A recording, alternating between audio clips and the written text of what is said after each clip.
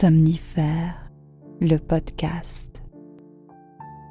Savoir accepter l'autre tel qu'il est, être joyeux du bonheur qu'il trouve, l'aimer dans sa totalité, pour ce qu'il est, laideur et beauté, défauts et qualités. Voilà les conditions de l'amour, de l'entente. Car l'amour est vertu d'indulgence, de pardon et de respect de l'autre. Écrit Martin Gray. Bonsoir à tous, nous sommes le mercredi 29 septembre et Somnifère vous raconte ce soir l'histoire d'une rumeur. Une rumeur qui se répand dans le petit village d'une campagne profonde où une nouvelle habitante du nom de Célina fait scandale par son comportement jugé trop volage. Mais les fausses vertus ne sont-elles pas bien souvent pires que les vices ? Et juste avant cela, notre séance de relaxation ce soir sera sous la forme d'une détente progressive du corps pour relâcher les tensions accumulées et dériver lentement vers une détente de l'esprit. Si ce podcast vous aide à trouver le sommeil, je vous remercie de prendre quelques secondes pour vous y abonner ou le noter sur la plateforme sur laquelle vous l'écoutez. Je vous souhaite une excellente nuit et maintenant place à notre séance de relaxation. La séance de relaxation. Mettez complètement de côté votre quotidien, votre journée, fermez le livre de votre vie et préparez-vous à déconnecter. Prenez un moment pour tourner votre attention sur votre corps, de la tête aux pieds, en vous assurant que chacun de vos muscles est détendu.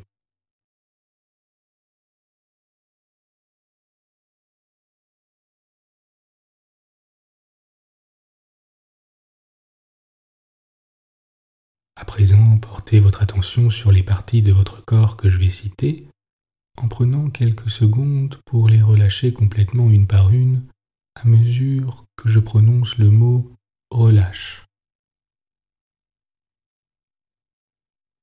On commence par les orteils qui se relâchent.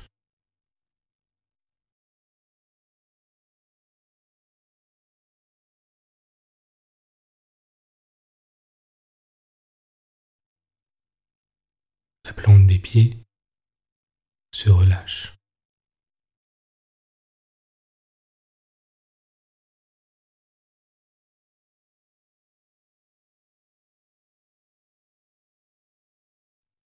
Les chevilles se relâchent.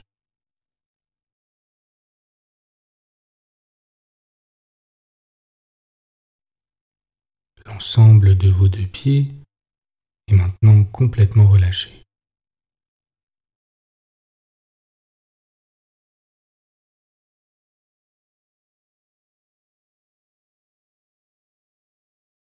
Vos mollets se relâchent.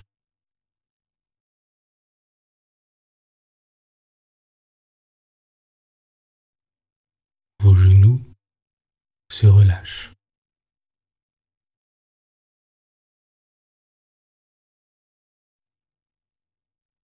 Vos cuisses se relâchent.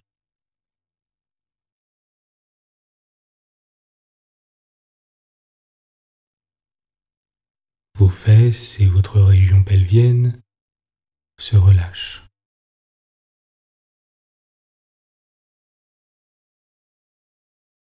L'ensemble de vos deux jambes se relâche. Vos hanches se relâchent.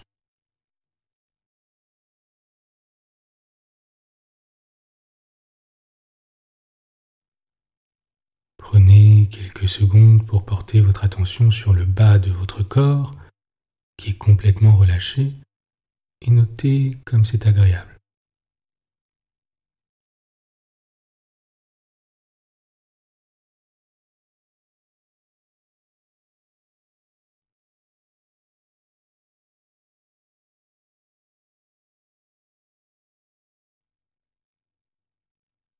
Prenez une grande inspiration et à l'expire, sentez toutes les émotions indésirables accumulées pendant la journée se libérer, vous laissant encore plus calme et détendu.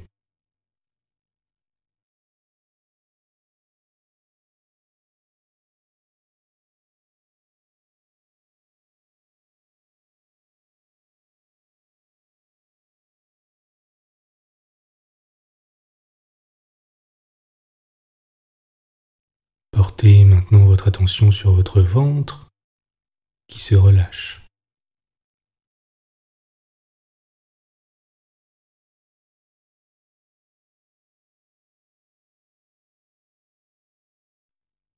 Votre poitrine se relâche.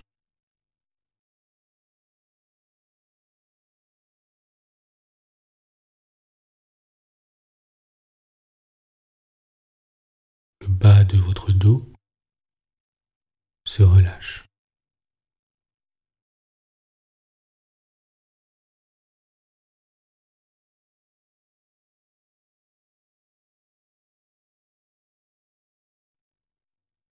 La détente se propage maintenant dans l'ensemble de votre dos, vertèbre par vertèbre,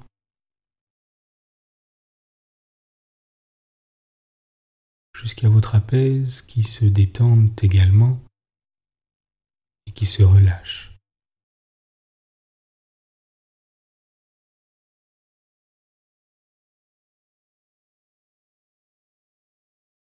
C'est maintenant le tour de vos épaules qui s'affaissent complètement et se relâchent de tout leur poids.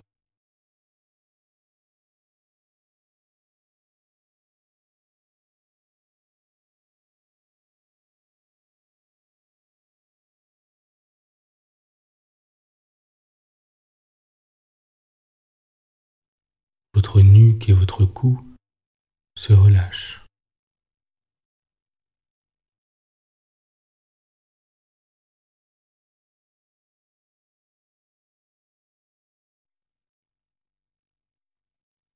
Votre tête est lourde dans l'oreiller et à son tour se relâche.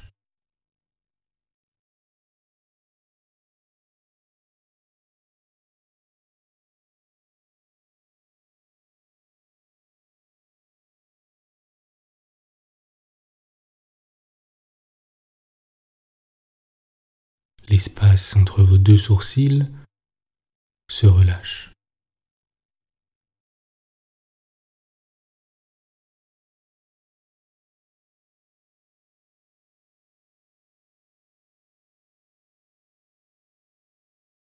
Votre mâchoire se relâche.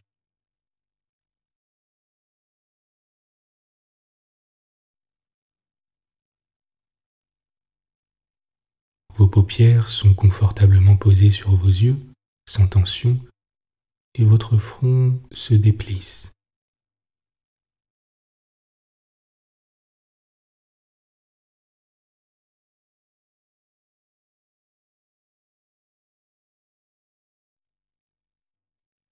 C'est maintenant au tour de votre cuir chevelu de se détendre complètement et de se relâcher.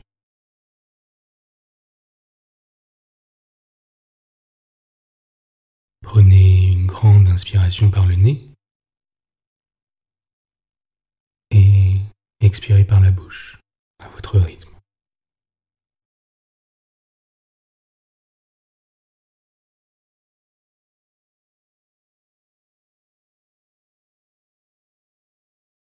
Prenez un instant pour profiter de cette détente du corps qui se transforme en détente de l'esprit.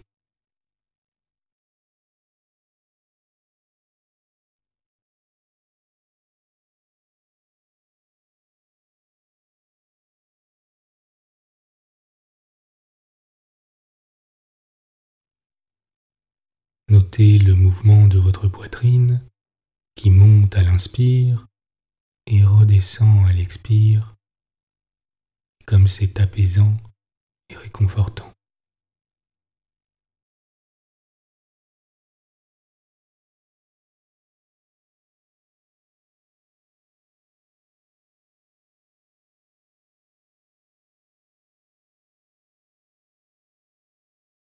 Sentez comme à chaque expire, vous semblez être de plus en plus détendu.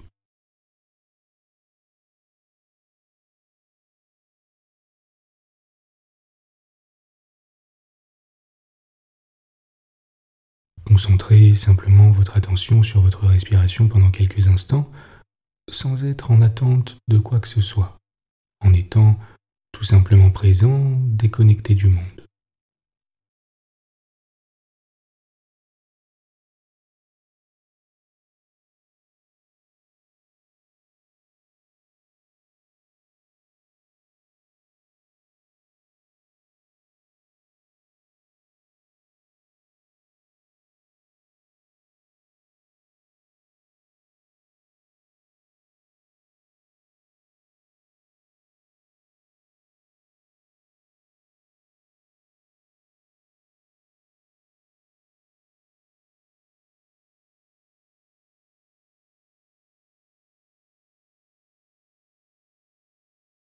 Vous êtes calme et détendu. L'histoire du soir. Maurice Leblanc. La bonne leçon. Cette année-là, mon oncle intime n'eut pas autant que les précédentes à se réjouir de ma présence auprès de lui.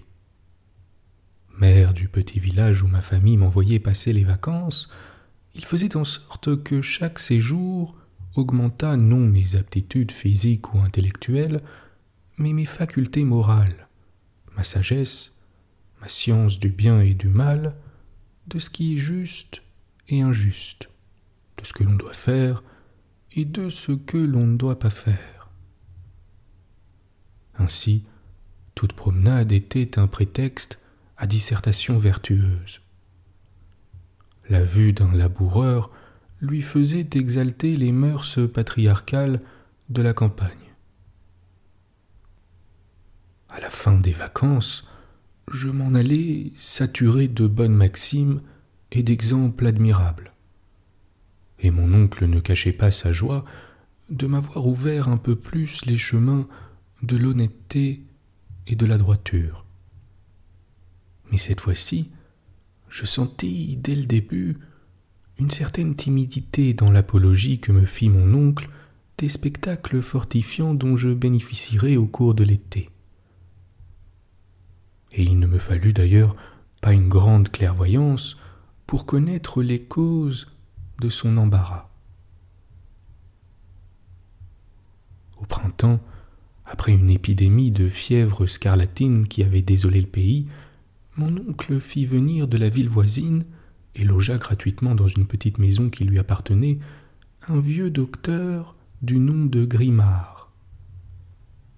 D'abord, tout alla pour le mieux. Le médecin s'occupait consciencieusement de ses malades, il vivait seul avec sa bonne et donnait l'exemple d'une vie simple et régulière. Mais bientôt, d'étranges bruits coururent. Ils prirent consistance, se précisèrent, et il devint notoire que Célina, la servante du docteur Grimard, avait la conduite la plus abominable qui fût. On rapprochait des coïncidences, on racontait des faits. J'arrivai au beau milieu de ce scandale, et il n'y aurait pas eu moyen de me le cacher, c'était trop public. On ne parlait que de cela. Les femmes au seuil de leur porte s'interpellaient en commentant la dernière aventure. Tous les garçons du bourg y passaient. Des gens mariés même furent surpris et on disait que le jardinier de mon oncle intime offrait à Célina les plus beaux fruits du verger. Ce pauvre oncle était aux abois. Que n'aurait-il donné pour que je ne fusse pas le témoin de tels débordements ? Il eut certes l'idée de me renvoyer chez moi, mais un matin, avec l'énergie de quelqu'un qui a pris une grande résolution, il me saisit par le bras. « Écoute, tu es presque un homme maintenant. Eh bien, tu vas voir comment on en agit avec le mal. Je veux que tu prennes là une leçon qui influe sur toute ta vie.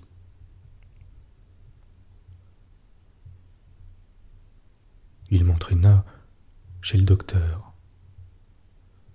j'y vis Célina qui étendait du linge dans le jardin.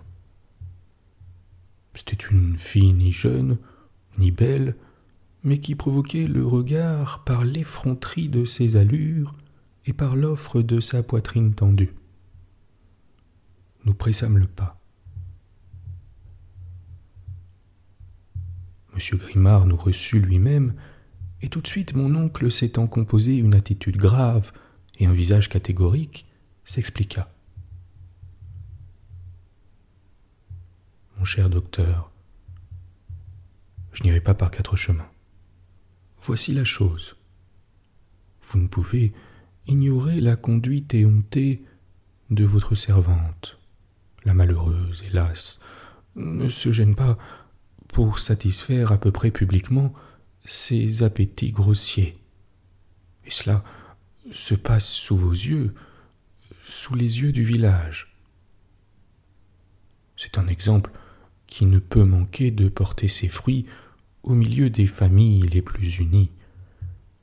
Or, je suis moi le gardien élu des mœurs de ce pays, et je viens vous prier de faire cesser l'état de choses existant.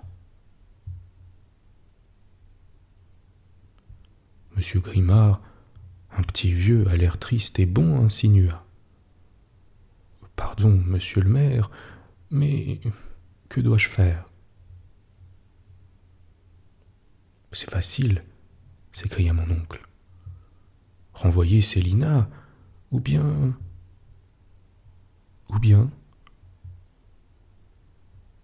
D'un ton embarrassé, mon oncle ajouta. « Ou bien je me verrai obligé de vous retirer le privilège de cette maison. Voyons, docteur, il n'est pas possible que vous hésitiez entre la situation agréable que vous avez ici et cette créature. » Très doucement, le vieillard posa sa main sur le bras de mon oncle et lui dit avec gravité. « N'en dites pas trop de mal, monsieur, car cette créature est ma femme. » « Votre femme ?» Nous le regardions interdit. Il reprit lentement. « Je vous avoue cela pour que vous sachiez tout avant de me retirer la petite place où je comptais finir mes jours à l'abri du besoin. Oui, voici 20 ans que je l'ai épousée. Elle était d'une bonne famille, nous habitions la province et ma situation prospérait. Puis tout à coup, la conduite de Célina changea. Elle eut des amants. On le sut, je perdis ma clientèle et je dus m'en aller. Alors, nous avons été de ville en ville et toujours elle recommençait.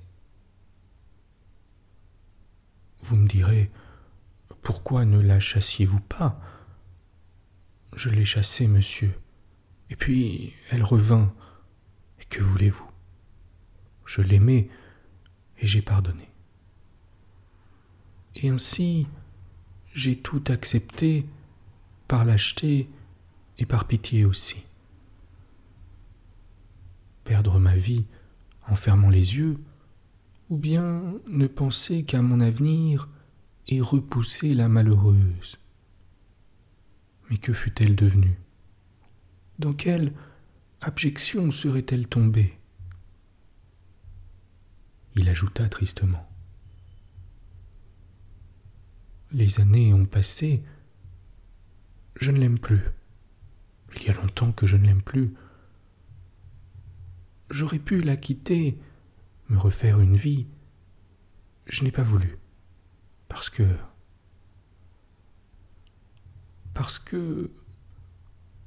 Il se pencha vers nous et murmura. « Écoutez, je suis docteur et j'ai beaucoup étudié. Beaucoup étudié son cas. Eh bien, ce n'est pas de sa faute. Non, c'est sa nature qu'il veut. Alors, peu à peu, je me suis demandé quel mal il y avait à cela. Oui. Pourquoi est-ce une honte d'avoir des appétits sensuels et de les satisfaire? Nous mangeons bien comme les bêtes. Nous buvons, nous dormons comme elles. Pourquoi ne ferions-nous pas comme elles l'amour quand nous en avons envie? Or moi, je ne puis assouvir ma femme. Qu'elle cherche donc ailleurs, et je ne la chasserai pas, parce qu'elle obéit au corps que la nature lui a donné. Il dit d'un ton grave: si je ne l'aime pas, ne croyez pas non plus que je la déteste, non. Elle est si douce, si affectueuse, si pleine de qualités. Elle n'a que cela. Est-ce un défaut? Je ne sais pas. Pourquoi ne serait-ce pas une vertu? Voyons, qui empêcherait qu'on regardât cela comme une vertu, cette énergie du corps, cet inépuisement des sens, cette fougue superbe de la chair que l'âge lui-même ne parvient pas à dompter?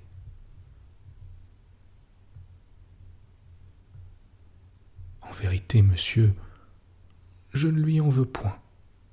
Je lui pardonne tout, et c'est pourquoi, quand vous m'avez offert ce poste, je l'ai fait passer pour ma servante. Oui, pour ma servante. Vous n'eussiez certes pas accepté l'inconduite d'une épouse, mais d'une servante, j'espérais. Il se tut. Quelle pitié j'avais de lui. Quelle peur qu'on ne lui retirât son gagne-pain. Et je songeais à la leçon de morale que mon oncle avait voulu me donner. Étrange leçon que j'avais reçue bien lointaine du but proposé. Leçon d'autant plus profonde, leçon de justice, de vérité, d'indulgence, d'infini pardon. Ah, mon oncle pouvait bien chasser le bonhomme et déployer tout l'appareil de ses principes rigoureux. Il n'en serait pas moins certain que j'avais pris ma première et ma meilleure leçon de vie réelle.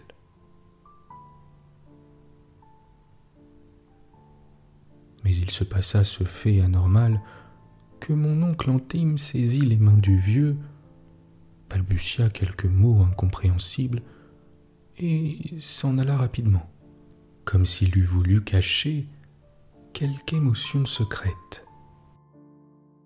Bonne nuit. Bonne nuit.